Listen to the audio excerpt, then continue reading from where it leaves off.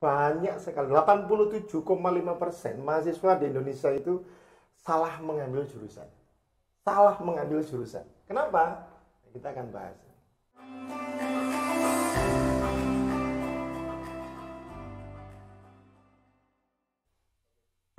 Assalamualaikum warahmatullahi wabarakatuh. Kembali lagi di Kurma bersama saya Nindi Oktaviana dan bersama Bapak Dekan kita, Bapak Muhammad Mashkur Izzi Baikuni.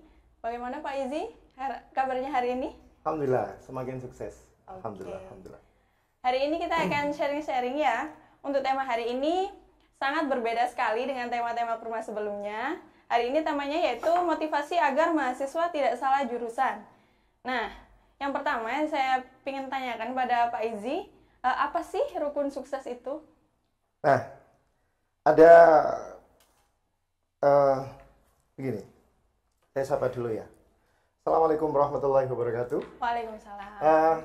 Rekan-rekan dimanapun Anda berada semua, terima kasih saya ditemani oleh host kita yang sangat menarik di siang ini. Beliau adalah satu tim dengan saya. Kalau bicara tentang sukses ya, ada pepatah berkata begini, nomosum top sole. Jadi di dunia itu tidak ada yang baru. Di dunia itu semuanya ada gurunya. Jadi kalau Anda ingin sukses, maka Anda harus tahu role atau model kesuksesan yang ingin kita tuju. Seperti siapa? Misalkan seperti tokoh apa. Namun ada kalau guru saya bercerita kepada saya begini, ada 4 rukun kesuksesan seseorang. Itu dimulai dari harus punya iman dulu, keyakinan. Yang kedua adalah ilmu. Yang ketiga adalah institusi, dan yang ketiga adalah imam. Jadi hidup itu tidak dijalani dengan pikiran, tetapi dijalani dengan iman atau keyakinan. Seperti kita kalau naik sepeda motor itu ya, itu sudah tidak menggunakan pikiran, tapi keyakinan. Dan keyakinan itu juga digandingkan dengan ilmu pengetahuan. Jadi kalau kita ingin sukses, kita harus memiliki ilmu. Saya masih teringat juga yang disampaikan guru saya. Ilmu secara sederhana itu apa? Cara terbaik.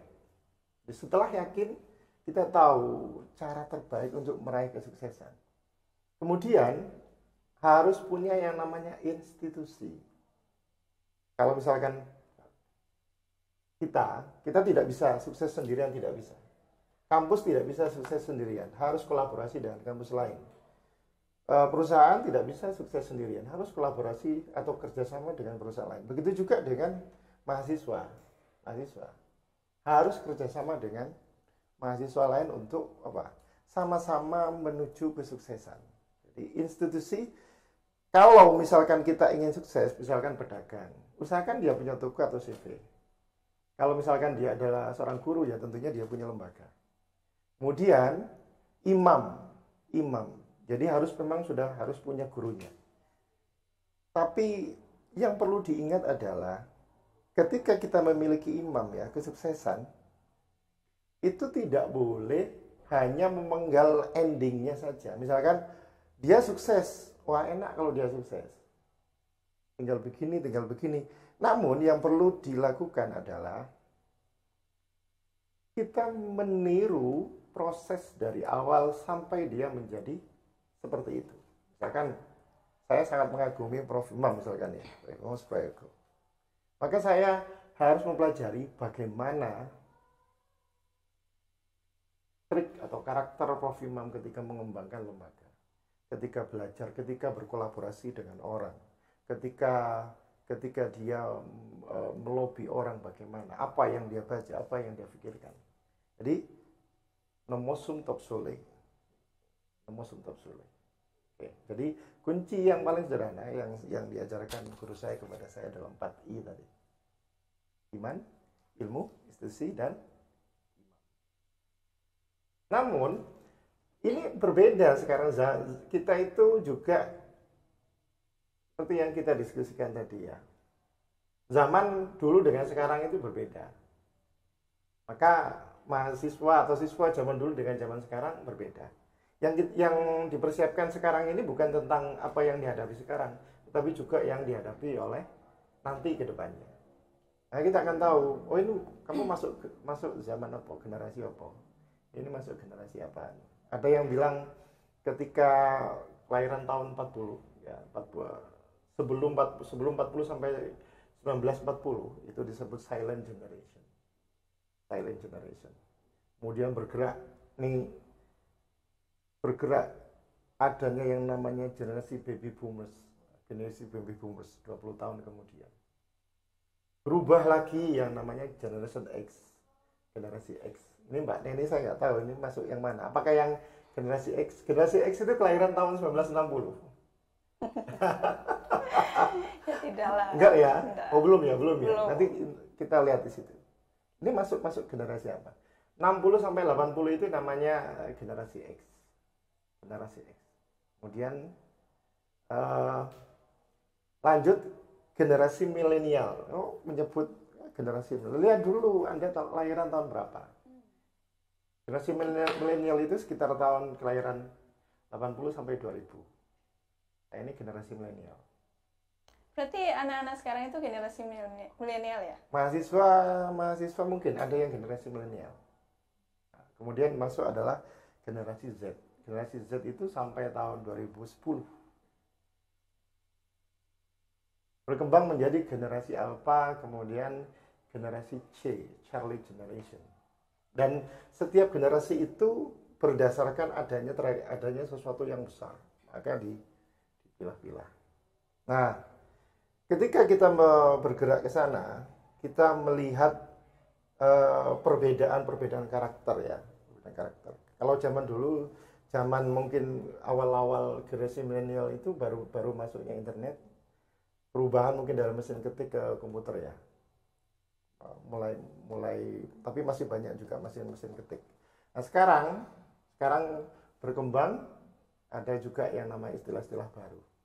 Kayak mager gabut Kalau mager zaman saya itu kita buat tembok di depan rumah ya, itu namanya mager ya. Kalau sekarang ya mager itu ya ongkang-ongkang kaki di tempat tidur. Malas gerak. Tapi suka chattingan. Gitu. Nah, hari ini kita akan membahas ternyata banyak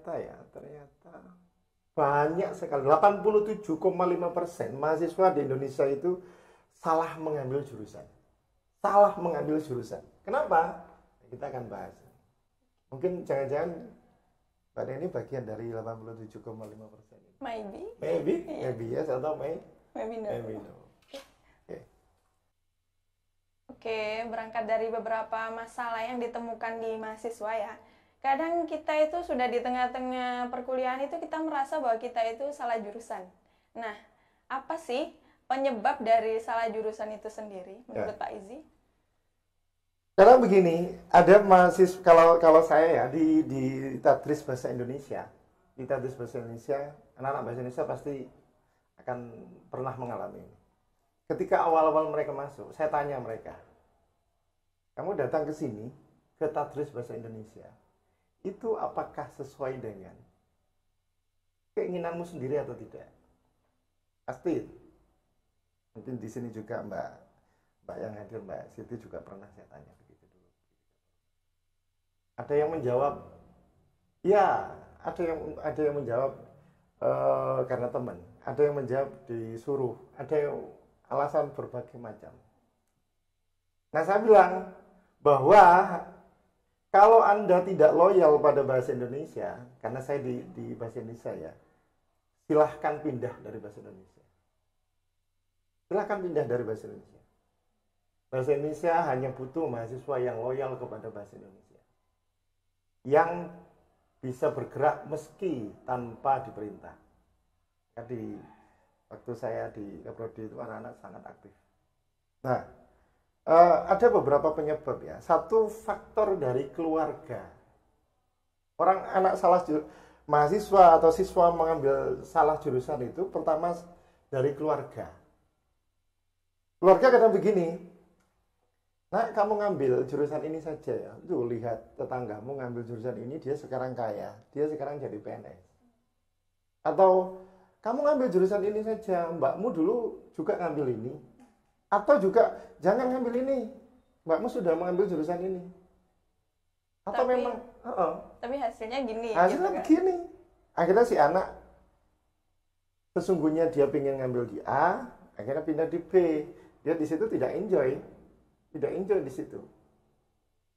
Nah, yang kedua itu karena peran sekolah kurang berfungsi.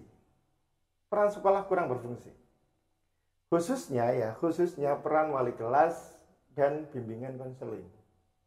BK itu selama ini secara umum yang saya temui di beberapa mahasiswa saya ketika saya tanya pengalaman mereka. BK tidak begitu berfungsi secara optimal. BK hanya berfungsi ketika ada anak bermasalah dipanggil, ada anak nakal dipanggil. Akhirnya mindsetnya BK itu hanya menangani anak yang nakal. Kemudian sekolah tidak memberikan penjelasan apa dan bagaimana yang bisa diambil oleh siswa ketika nanti mereka itu menghadapi masa depannya. Dan yang terakhir juga dari anak sendiri. Tidak sedikit loh, karena anak itu mengambil jurusan karena disuruh kekasihnya. Kekasihnya juga ngambil jurusan itu. Memang obsesi kepada seseorang. Dia melihat kok ini agak matching, saya ngambil di sana. Jadi, dan dia tidak mengetahui, tidak mendalami apa sebenarnya dari keinginannya sendiri dan hal seperti apa yang dia tuju di masa depannya.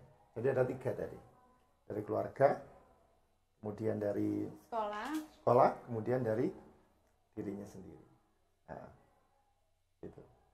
Nah, tentunya perlu pertimbangan untuk mengambil sebuah jurusan ya. Nah, kita kan setelah Idul Fitri ini kan sudah proses penerimaan mahasiswa baru ya, bahkan murid baru ya. Makanya di momen Ramadan ini mungkin ada waktu untuk merefleksi kepada diri sendiri, siswa atau mahasiswa, apakah memang saya di jurusan yang saya tempuh sekarang ini sesuai. Apalagi ya, kadang-kadang COVID-19 itu membuat kita itu sulit untuk keluar dari rumah, keluar dari wilayah kita. Akhirnya informasi-informasi yang kita peroleh itu agak sedikit. Kita ingin melihat sebuah lembaga secara langsung karena ada pengetatan protokol kesehatan, makanya kita nggak jadi. Akhirnya ya sudahlah, ambil yang dekat-dekat saja, yang sesuai dengan keinginan keluarga, atau biar aman gitu. Jadi ada pertimbangan yang harus difikirkan untuk memilih jurusan itu tadi. Gitu. Oke, selain menentukan kampus kan kita harus benar-benar tepat ya dalam menentukan jurusan. Nah, apa sih pertimbangan dalam menentukan jurusan agar itu sesuai dan tepat dengan diri kita? Oke, bagus sekali pertanyaan. Jadi kurang lebih ada 6 dasar yang bisa dipertimbangkan untuk memilih sebuah jurusan. Ya, 1, Anda harus memastikan tujuan Anda besok seperti apa. Misalkan Anda ingin menjadi seorang ustazah atau kiai atau bunyai atau dai. Anda masuk di kampus berbasis pesantren seperti di Al-Qalam, itu cocok. Anda misalkan pengen Anda punya hobi di bidang komunikasi dengan menggunakan bahasa-bahasa luar negeri. Mungkin Anda bisa mengambil jurusan hubungan internasional gitu ya. Jadi yang pertama pastikan dulu tujuan Anda kemana. Anda pengen apa? Apa yang Anda inginkan besok itu seperti apa? Apa yang kita cari? Betul. Jadi dalam motivasi itu, target itu harus jelas, harus berwujud, harus terukur kapan, seperti apa bentuknya, dan di mana. Yang kedua sesuaikan dengan bakat dan minat. Bakat dan minat. Bakat itu kita merasa enjoy di sana, sedangkan minat itu kita merasa suka. Kita merasa suka untuk aktif di bidang itu. Jadi perlu ditanya dulu. Makanya siswa dan mahasiswa itu sangat dianjurkan untuk banyak berkegiatan, banyak mengenal orang, banyak membaca buku, banyak berkomunikasi. Kenapa? Dari situ kemudian mereka akan mendapatkan informasi. Pada berikutnya mendapatkan informasi. Nah, untuk memilih jurusan itu juga profil dari karakter atau kesuksesan yang kita tuju itu perlu dipertanyakan. Kira-kira kedepannya itu masih ada atau enggak? Ya, misalkan kalau bidang pekerjaan itu masih ada enggak ya? Karena adanya 4.0 itu banyak menghilangkan berbagai macam pekerjaan, diganti oleh pekerjaan yang baru. Jadi update. Bisa jadi profil itu hanya berubah nama, berubah kemasan, bisa jadi begitu. Dan berikutnya, kita usahakan kita memang memilih lembaga atau tempat terbaik di mana kita bisa tumbuh di sana. Kembali, jangan dipaksakan karena dekat dengan rumah, karena yang lain, karena teman, karena umumnya remaja itu karena ada orang yang di sana, yang disayang, kemudian, nah itu. Jadi prospeknya menurut kita, menurut Anda, menurut sang pelaku, ini sesuai dengan passion saya, minat saya, ini dengan tujuan saya. Maka itu nanti yang namanya talent mapping itu sangat penting. Talent penting. Jadi saya mengusulkan memang di kampus itu sebelum mahasiswa masuk itu ada talent mapping untuk mengetahui, oh kamu cocok, oh kamu di sini kamu cocok. Talent mapping, ya, saya menemukan keywords baru ya. Talent mapping itu apa menurut Pak Izzy? Talent mapping itu bahasa sederhananya itu gini. Untuk memetakan, mengetahui bakat dan minat, passion kita itu ada di mana.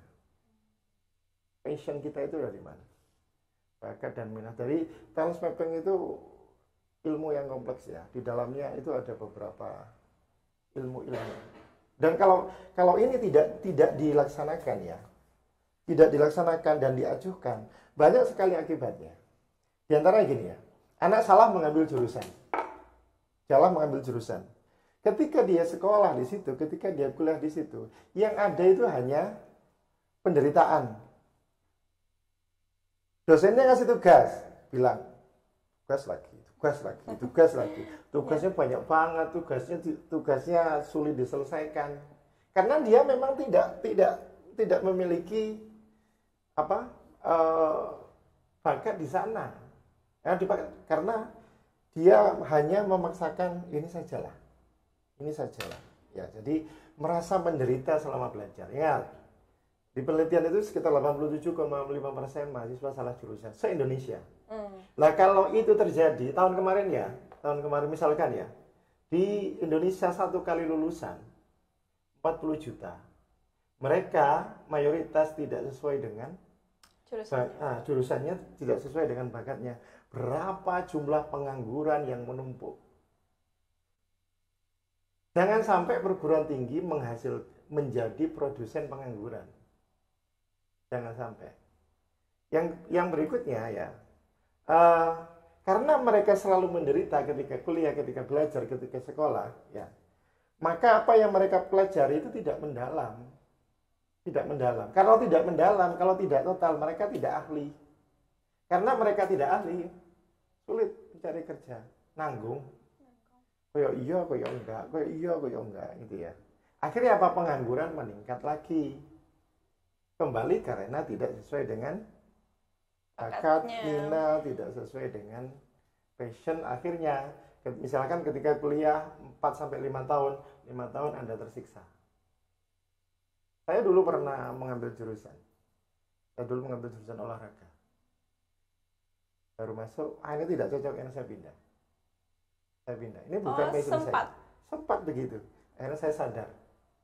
Saya tobat. Tanah saya bukan di sini. Saya kembali ke alam saya. Bahasa dan sastra. Nah, yang kita tunggu-tunggu nih, trik-trik agar mahasiswa itu tidak salah memilih jurusan, agar kita itu tepat sasaran, terus sesuai dengan bakat kita, passion kita, tujuan kita. Pak Izzy. Nah, itu saya sampaikan secara global saja ya. Di dalam talent mapping itu banyak sekali ilmu-ilmu yang dijadikan instrumen. Contohnya seperti ilmu grafologi. Pada ini kan pernah saya baca kok tanda tangannya toh, tulisannya toh. Iya. Nah, itu salah satu itu. Oh, karakter Anda itu begini, karakter Anda itu begini. Itu ilmu ya? Itu ilmu itu. Okay. Kemudian juga dilihat dari ilmu body language. Dalam bahasa sastra itu ya, dalam bahasa itu kita orang-orang bahasa itu bisa mengetahui apa yang dipikirkan orang meski dia tidak bicara. Hanya dengan melihat bagaimana cara dia duduk, bagaimana cara dia bersikap, bagaimana cara dia berkomunikasi dengan kita. Body language itu salah satu keunikan mungkin ya. Tanpa mengurangi rasa hormat saya di bidang ilmu yang lain, karena kita bicara ini ya. Kemudian ada juga namanya passion. Kita mungkin akan lebih ke sini dulu. Passion itu apa? Passion itu kalau guru saya bilang begini. Secara sederhana, passion itu gairah cinta yang luar biasa. Passion.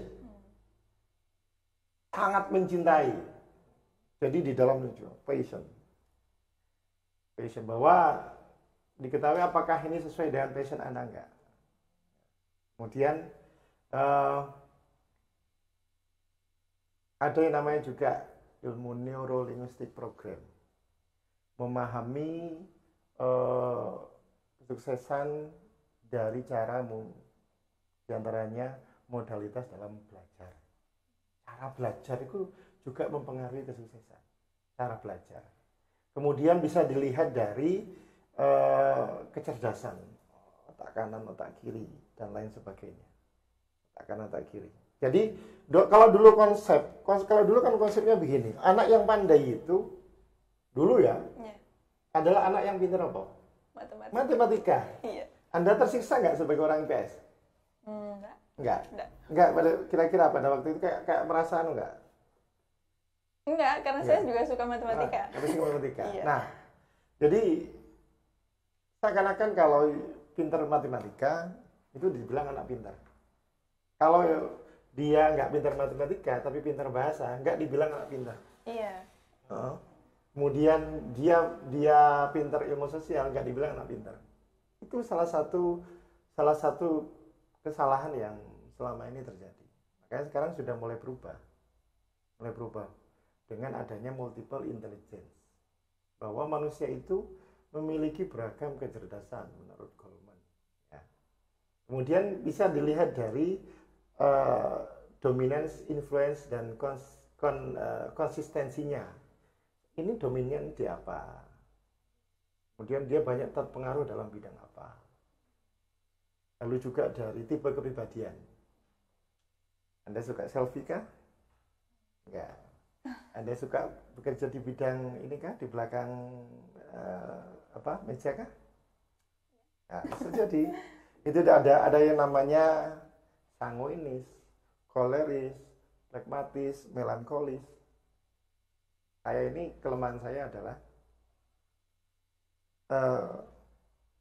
saya tidak bisa bekerja administrasi. Saya bekerja dengan manusia, bukan mesin. Kalau saya bekerja dengan mesin dan alat, itu akan memperlambat kinerja saya. Jadi itu dari kepribadian. kepribadiannya. Kemudian dari skill question bisa dilihat. Rapot itu sebagai salah satu instruktur untuk mengetahui talent seseorang. Nah, sebagai salah satu loh ya, bukan semua. Salah satu. Karena proses kerapot kadang-kadang banyak caranya sekarang. Nilai terbaik apa ini? Misalkan begitu. Nilai terbaiknya apa ini? Itu hanya salah satu faktor untuk menentukan bakat seseorang. Itu beragam ilmu yang bisa kita gunakan untuk mengetahui talent seseorang. Jadi mungkin yang momen ini yang paling sederhana kita bicara mengenai passion saja. Passion. Bagaimana passion itu? Selain yang kita mengambil jurusan sesuai passion kita, apakah ada trik yang lain? Ya, jadi ada yang nanti suksesnya orang sukses, cara sukses orang sukses ketika belajar ya, dan cara sukses orang gagal. Gimana itu? Nah, itu dia. Oke. Nah, kalau kita mungkin dari apa ya? Passion ya. Nah, passion itu kalau dari tulisannya Adiwi Gunawan. Gunawan itu seorang hipnoterapis yang luar biasa. Dia juga dulu mengambil program studinya di Australia juga. Nah, passion ini ya, cara mengetahui coba nanti ditanyakan kepada diri Anda sendiri. Diri Anda sendiri. Yang pertama pertanyaan saya itu apakah misalkan Mbak Neni, ketika Anda mengambil jurusan dulu yeah. Apakah memang Mbak Neni mencintai jurusan itu? Nah, oke. Yeah. Mencintai jurusan itu ya. Yang orang namanya cinta itu ya, tidak usah disuruh, dia sudah mau datang. Tidak usah di absen, dia sudah hadir terus. Karena cinta. Karena cinta. Dosennya belum datang, dia sudah hadir. Tidak ada alasan. Tidak ada alasan. Yang ada hanya cinta. Jadi passion itu, kalau menurut guru saya itu, gairah cinta yang sangat besar. Dosennya belum datang, dia sudah nunggu. Karena saya mencintai jurusan ini. Karena mencintai bidang ini. Gak perlu, itu kan absen itu hanya formalitas. Tanpa absen saya akan datang terus. Bapak menyuruh saya belajar atau tidak, saya akan tetap belajar karena saya mencintai jurusan ini. Bapak menyuruh saya atau tidak, saya akan melakukan. Bahkan kalau guru saya bilang dulu begini, Anda harus dekat dengan dosen Anda yang memang di mana Anda itu bidangnya itu di passion itu. Untuk apa? Karena disitulah Anda akan mendapatkan pembelajaran yang tidak didapatkan di kelas. Jadi harus cinta itu dasar. Nah, cinta kepekerjaan, cinta bidang studi. Jadi pertanyaan ke mahasiswa, apakah memang yang sudah kuliah mencintai jurusan itu? Ataukah mereka hanya formalitas? Ingat, dunia tidak begitu mempedulikan sesuatu yang biasa-biasa saja.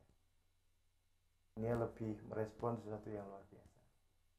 Bahkan saya terinspirasi Einstein itu berkata begini, kalau sesuatu tidak diawali dengan gila, tidak sesuatu dengan luar biasa, maka belakangnya akan biasa saja. Nah, yang kedua ya, apakah Mbak Neni misalkan ya ketika kuliah itu menikmati perkuliahan itu, menikmati, atau misalkan di pekerjaan Anda menikmati nggak pekerjaan itu? Meski ini ada catatannya, meski misalkan kalau di kerja meski tidak dibayar. Kalau itu yang kita cintai ya, itu pasti kita akan melakukannya dengan baik. Dengan baik. Iya. Begitu juga dengan kuliah. Logikanya begini, saya dikasih nilai bagus, gak dikasih nilai bagus, saya akan melakukan yang terbaik. Tapi banyak sekali kejadian ketika kuliah seadanya, asal masuk. Ketika dapat nilai kurang bagus, ribut datang ke dosennya. Pertanyaannya, apakah itu memang passionmu di situ? Nah ya, itu yang kedua.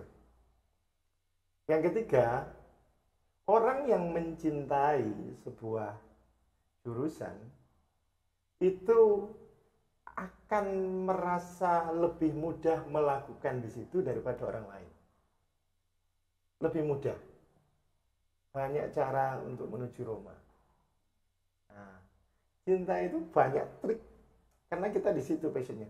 Muncul ide. Nah, poin yang berikutnya adalah karena itu orang banyak merespon kita. Orang banyak merespon atau bahkan memuji kita di situ. Saman siprek ini karena saya sampean jagoan di situ. Karena apa? Bukan yang lain itu tidak pintar, bukan. Bisa jadi karena memang bukan passionnya, bukan rasa cintanya. Kita sering dipuji, berada di situ kita sering dipuji. Dan salah satu dari bukti bahwa kita passion di situ itu ya, yang namanya orang cinta sering membicarakan, sering bercerita tentang orang yang kita cintai. Anda kuliah di tarbiyah misalkan ya, Anda sering bicara tentang tarbiyah. Anda misalkan Mbak Neni jurusannya IPS, Anda sering bicara tentang sosial. Ya memang jurusan itu terbawa. Iya, karena kita cinta. Cinta. Iya. Sering mengatakan orang yang kita cintai. Dan ya, poin berikutnya kita selalu bersemangat di situ. Jadi bukan menunggu semangat, tapi cinta itu yang membawa semangat.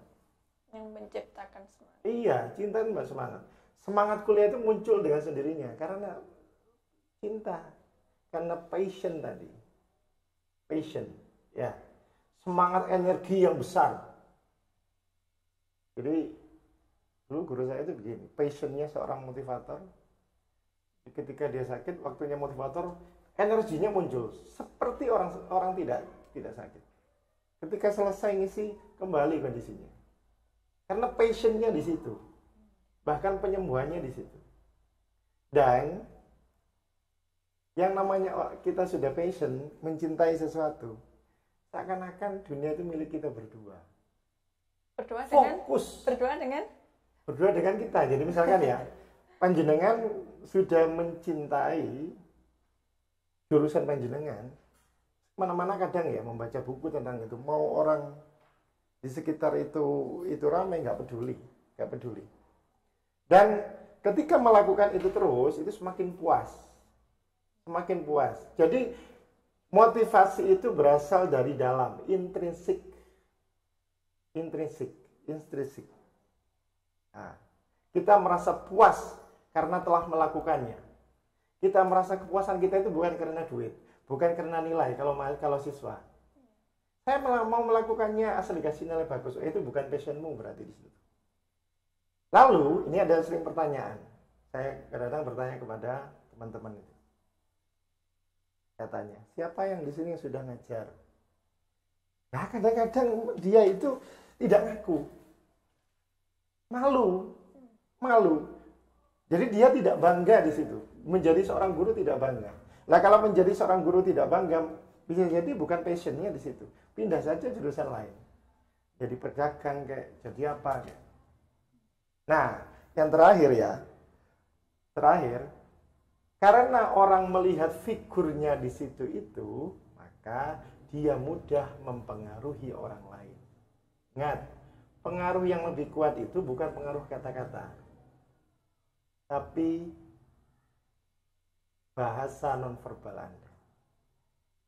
Itu lebih kuat daripada kata-kata. Oke, untuk passion.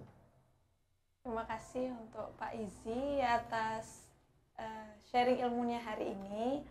Yang dapat kita ambil adalah ketika kita ingin berkuliah, ingin melanjutkan pendidikan kita, yang pertama itu kita harus benar-benar menentukan jurusan yang tepat dan sesuai dengan tujuan kita, dengan passion kita, maka kita akan menjadi orang yang bukan biasa-biasa aja, yang memang apa yang kita cintai. Karena ketika kita melakukan apa yang kita cintai, maka kita akan melakukannya dengan semaksimal mungkin. Oke, terima kasih kepada Pak Izzy. Terima kasih. Oke, terima kasih. Kita akhiri kurma hari ini. Assalamualaikum warahmatullahi wabarakatuh. Waalaikumsalam warahmatullahi wabarakatuh.